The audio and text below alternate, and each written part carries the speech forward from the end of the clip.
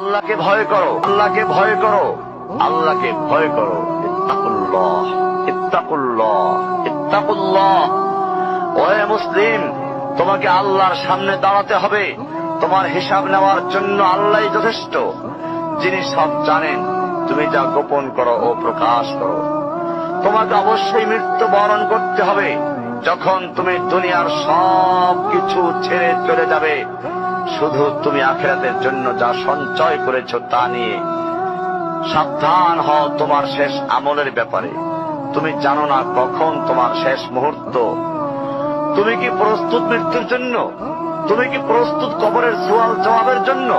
তুমি কি প্রস্তুত ভয়াবহ কিয়ামতের জন্য, হাসরের ময়দানের জন্য, হিসাব নিকাশের জন্য, আল্লাহকে জবাব দেওয়ার জন্য, মিজানের জন্য? তুমি কি প্রস্তুত চুলের চাইতে সূক্ষ্ম, তরবারির চাইতে ধারালো পুল সিরাতকে পাড়ি দেওয়ার